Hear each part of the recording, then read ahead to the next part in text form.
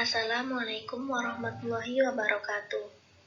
Perkenalkan, kami dari kelompok 12 ingin menyampaikan materi tentang kognitif dan inteligensi yang beranggotaan yaitu saya sendiri, Lutfiani, NPM 1901010075, Zulia Niswi Aryani, NPM 1901010081, Nanda Ristina, NPM 1901010101, dan Beliana Rizka, NPM 1801010018. Yang pertama yaitu pengertian kognitif.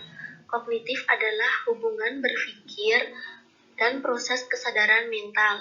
Kognitif juga mempunyai arti lain yaitu suatu proses berpikir, di mana kemampuan individu untuk menghubungkan, menilai, dan mempertimbangkan suatu kejadian atau peristiwa. Pada dasarnya, proses kognitif berhubungan dengan tingkat kecerdasan atau inteligensi yang mencirikan seseorang dengan berbagai minatnya. Nah, potensi kognitif ditentukan pada saat konsepsi atau perubahan. Namun, terwujud atau tidaknya potensi kognitif tergantung dari lingkungan dan kesempatan yang diberikan. Jadi, pada dasarnya, potensi kognitif yang dibawa sejak lahir atau merupakan faktor keturunan yang akan menentukan batas perkembangan tingkat inteligensi, yaitu batas maksimal.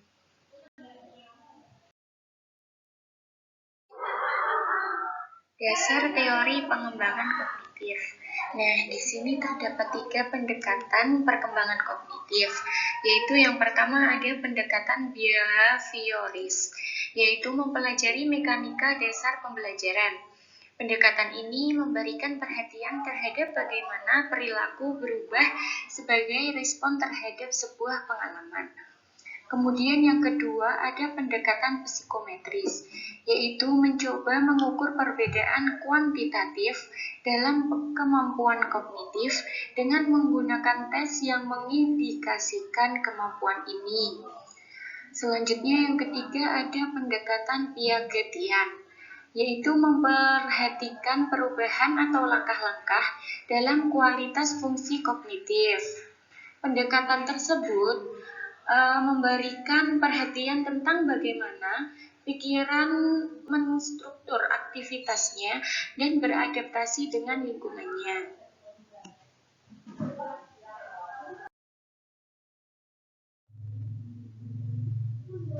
Kemudian di sini ada pengertian inteligensi.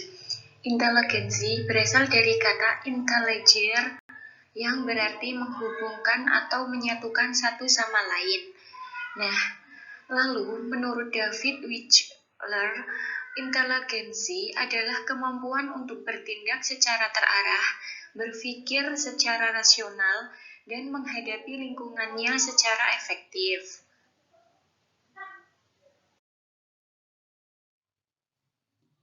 Kemudian saya akan menjelaskan tentang faktor-faktor inteligensi. Jadi faktor-faktor inteligensi di sini ada 5 faktor. Yang pertama adalah pembawaan. Nah, jadi pembawaan ditentukan oleh sifat-sifat dan ciri-ciri yang dibawa sejak lahir. Jadi batas kesanggupan kita yakni dapat tidaknya memecahkan suatu soal pertama ditentukan oleh pembawaan kita. Orang itu ada yang pintar dan ada yang bodoh. Meskipun menerima latihan dan pengajaran yang sama, berbeda-beda itu masih tetap ada. Kemudian yang kedua yaitu kematangan. Nah, jadi tiap organ dalam tubuh manusia itu mengalami pertumbuhan dan perkembangan. Tiap organ, fisik maupun psikis, dapat dikatakan telah matang jika ia telah mencapai kesanggupan menjalankan fungsinya masing-masing. Anak-anak itu tidak dapat memecahkan soal-soal tertentu, karena soal-soal itu masih terlampau sukar untuk mengetahui soal itu. Jadi kematangan berhubungan dengan umur. Yang ketiga yaitu pembentukan. Pembentukan itu adalah segala keadaan di luar diri seseorang yang mempengaruhi perkembangan inteligensi. Dapat kita bedakan pembentukan sengaja seperti yang dilakukan sekolah-sekolah dan pembentukan tidak sengaja seperti pengaruh alam sendiri. Kemudian ada minat dan pembawaan yang khas. Jadi minat itu mengarahkan perbuatan pada suatu tujuan dan merupakan dorongan bagi perbuatan itu. Nah, dalam diri manusia itu terdapat dorongan-dorongan, yaitu motif-motif yang mendorong manusia untuk berinteraksi dengan dunia luar. Jadi motif itu menggunakan dan menyelidiki dunia luar atau manipulator and explaining motivation. Dari manipulasi dan eksplorasi yang dilakukan terhadap dunia seseorang mendorong untuk berbuat lebih giat dan lebih baik. Dan yang terakhir yaitu kebebasan. Jadi kebebasan di sini berarti bahwa manusia itu dapat memilih metode-metode yang tertentu dan memecahkan masalah-masalah.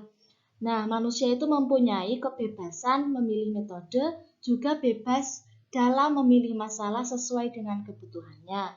Nah, dengan adanya kebebasan ini, berarti bahwa minat itu tidak selamanya menjadi syarat dalam perbuatan inteligensi. Slide selanjutnya yaitu jenis-jenis inteligensi. Dari jenis-jenis inteligensi, ada berapa sih jenisnya? Nah, di sini tuh ada 3 jenis.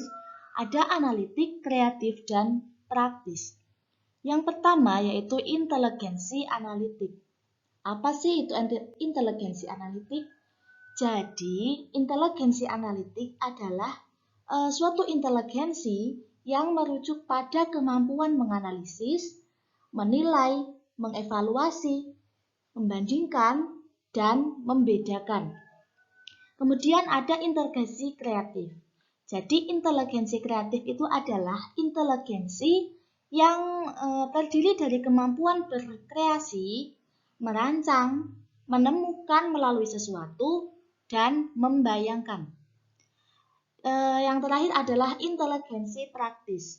Jadi inteligensi ini mencakup kemampuan untuk menggunakan, mengaplikasi, mengimplementasikan, dan menerapkan gagasan-gagasan ke dalam praktik.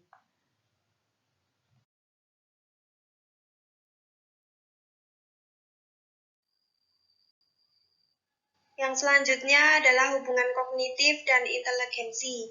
Kognitif sangat berhubungan dengan inteligensi.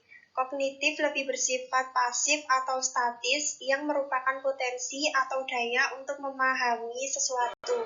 Sedangkan inteligensi lebih bersifat aktif yang merupakan aktualisasi atau perwujudan dari daya atau potensi tersebut yang berupa aktivitas atau perilaku.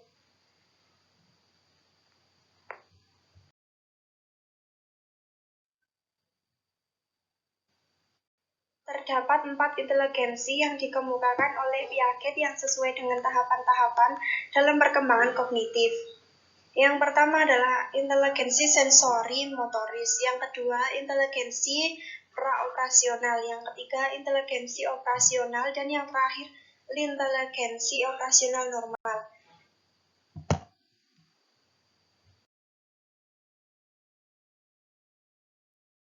Sekian presentasi dari kelompok kami. Apabila banyak salah, kami memohon maaf yang setulus-tulusnya. Wabillahi taufiq wal hidayah. Wassalamualaikum warahmatullahi wabarakatuh.